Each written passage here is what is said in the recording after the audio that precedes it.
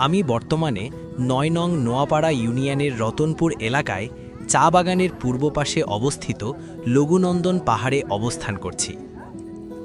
এই সুন্দর পর্যটন স্পটটি নির্মাণের জন্য শুরুতেই আমাদের নোয়াপাড়া ইউনিয়নের চেয়ারম্যান জনাব সোহেল ভাইকে আন্তরিক ধন্যবাদ জানাই। এই এলাকাটি বিকেলবেলা পর্যটকদের জন্য একটি মনোরম বিনোদনের স্থান হিসেবে গড়ে উঠেছে।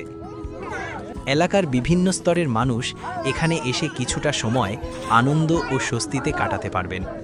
এইভাবে একের পর এক সুন্দর স্থাপনা নির্মাণের মাধ্যমে যদি মানুষের মনকে উৎসাহিত করা হয়, তাহলে আমাদের নোয়াপাড়া ইউনিয়নের সুনাম আরও বহুদূর ছড়িয়ে পড়বে।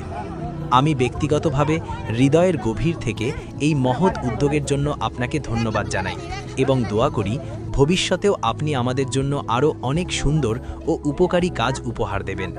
আপনাকে অসংখ্য ধন্যবাদ।